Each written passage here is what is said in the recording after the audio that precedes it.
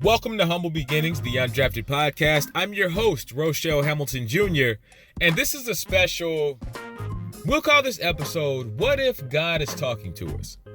And I'm not going to take a whole lot of your time right now. I just really want to take a few minutes and give a few words of encouragement to you or somebody out there in these uncertain times. These are unprecedented times that we're living in. And in a lot of ways, these are scary times that we're living in. We're dealing with something that we've never dealt with before. And, you know, in times like these, I just want to drop a word of encouragement. You know, because when you turn on the TV or you cut on social media or you get on the internet, we're hearing so much about what's going on in the world, and very, very little of it is good news. So in the midst of all this, I just want to sprinkle a little bit of my Heavenly Father in all of this and just give a little bit of the word, give a little bit of light in a dark situation. Now, we all know what's going on across the world right now. Over the course of the last few months, the world has been brought to a standstill by something that none of us anticipated. And by the time many of us had even heard about it, it was already in our backyard. In the case of the United States, it was already well on its way here. Now, of course, I'm talking about the invisible enemy known as the coronavirus, or COVID-19. And this is an enemy that we can't see, we can't hear, or smell. And the toll that it's taking on human wellness and human life across the world is increasing by the hour, by the day, and in some cases, even by the minute. And an invisible enemy is something that us Christians or believers is something that we deal with every single day. And you may ask yourself, why, how is that even possible? Well, because Satan and his demons are constantly out to destroy believers and followers of Jesus. So people who see things from a spiritual perspective, we're used to dealing with an invisible enemy. We're used to attacks from invisible forces. And to defeat this invisible threat, what do? We utilize the strength, the power, the might of the Almighty, Most High, invisible God. Now, while you cannot see God physically, because of course he is a spirit, you can definitely feel him and you can absolutely see his works. When you open your eyes every morning, you are literally looking at the work of God, because just with your vision alone, with the breath that goes into your body, if you look at yourself in the mirror, you're seeing the work of God. You were made in his image. We were made in his image. And God looks at us as his masterpieces. When you go outside and you look at this beautiful sunrise or the beautiful sunsets, the beautiful landscape across Mother Earth, that's the work of God. But in the midst of all of this chaos that's going on in the world right now, what if God is trying to get us to use this downtime to seek him, to talk to him? What if he's trying to use this downtime for us to develop a closer walk with him and in turn become closer as a people? Because think about it, literally almost all sources of outward entertainment have been shut down. Bars, nightclubs, movie theaters, event halls, gyms are closed indefinitely. Restaurants, they can't allow any dine-in customers, only drive-through, curbside, or delivery service.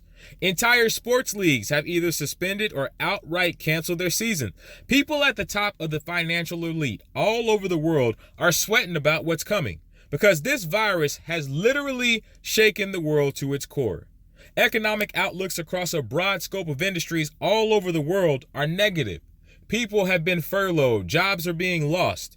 So what if all of this is God's way of trying to get our attention? Because we know for a fact, sometimes God will allow moments of crisis. Sometimes God will allow things to get so chaotic, so confusing, so uncertain, for the very reason of trying to get our attention. I can tell you from a personal standpoint that God will delay your entire life. He will inconvenience your entire life if that's what he feels that it's going to take to get your attention. So I can tell you from experience. So again, what if this is God's way of trying to get our attention the world over? Better yet, what if we were to turn it around and use this downtime, this uncertain time, to focus our attention on God and ask him, what are you trying to get us to see? What is it that I'm missing? What are we missing that you're trying to get us to pay attention to? What if we use this time to seek out his purpose for our lives? Because sometimes God has to hurt us to heal us. See, the presence of God does not mean the absence of pain. The presence of God does not mean the absence of storms. The presence of God does not mean the absence of hard times. The presence of God does not mean the absence of the enemy himself.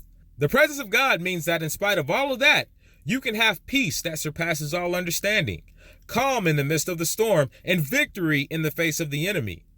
God never said the weapons wouldn't form in our lives. He just said they wouldn't prosper if we stay close and stay connected to him.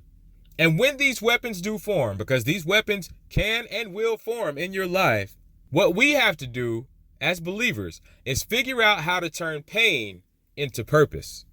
So what if we use this time to seek out how we can bring glory to his name in our daily lives? What if we use this time to unite with our fellow brothers and sisters across the world and see how we can bless them?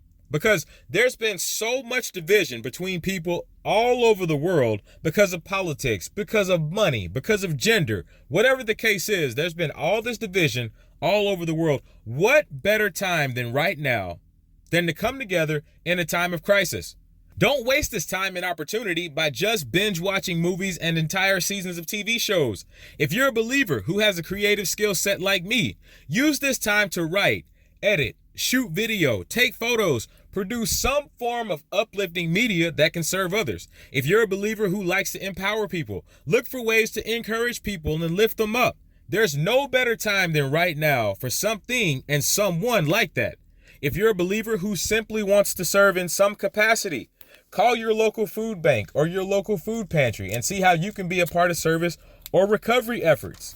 In times like these, every able-bodied person has some gift that can be used to serve others.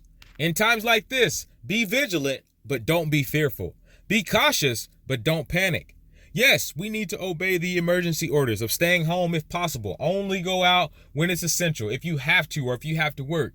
So if you're somebody who wants to serve, and let's say like you want to serve the local food pantry, or you want to take stuff to the sick and shut in, you want to take stuff to the elderly. Well, of course, we can't do that right now. So what you can do, you can call a food bank and say, hey, I would really like to serve, but I know right now with the way everything is going, what is the best way, in your opinion, for me to be able to serve in this particular manner? Or what you could do, you could put technology to use in terms of service. A lot of grocery stores have delivery options now. So if you have some elderly people in your church or elderly people in your neighborhood, you can call them up and say, hey, I just wanted to call. I just wanted to check on you, see how everything is going. Do you need groceries? Do you need essentials, toiletries, anything like that right now? And if they say yes, you can take down what they need, write down what they need. You can get on any of the retailer sites that offer services like that, whether it, if it's Walmart, if it's HEB, depending on, whatever the case is, wherever the local retailer close to you is, you can get on there and you can literally get on the site, order what they need and have it delivered to them. If so be it. I'm just, there's many different ways that you can serve in a time like this. Anytime when it comes down to service, and if you don't know what to do, you can ask God yourself, hey, I would really like to serve in a time like this, Heavenly Father, but I have no idea how to go about doing so. And guarantee you will get an answer from him, because God is all about service. So when in times like these, I can even scratch that, whether it's times like these or whether it's good times when everything's going good, you will never run out of options. You will never run out of ways to serve. So since we're not allowed to go a lot of places right now, stay home, but don't stay bored. Seek God, talk to God, and find out how you can turn this tragedy into something that can benefit your community. If you want to change the world, start with your mind, your heart, your actions, and your community, because that's where real change comes about. So listen, like I said, I didn't want to get on here and preach a sermon or anything like that. I really just wanted to get on here and give some words of encouragement because of everything that's going on right now. There's not a lot of positive news that's coming out right now. And, it's totally understandable because this thing right here, this is something that we've never dealt with before. This is unprecedented. This is something that I don't believe we've ever dealt with anything like this in human history. I remember talking to my parents a few nights ago, and my parents have never seen anything like this. So we are all living with something. We're all trying to manage something right now that we've never dealt with before. So While this is something that is new to mankind, this is something that's uncertain, and in a lot of cases, it is very scary. As believers, we don't have to fear it. Like I said earlier, we're used to dealing with an invisible enemy. So I just wanted to get on here and offer some words of encouragement. I hope it blesses you or somebody out there in some way, shape, form, or fashion. Now, what I do want to do is encourage you to read Psalm 27, the entire chapter, because in this chapter of Psalm, it talks about trusting in God and not being afraid. Again, these are unprecedented times we're living in. But one thing I can tell you, we will beat this. Well, that's it for me. This is Roushell Hamilton Jr.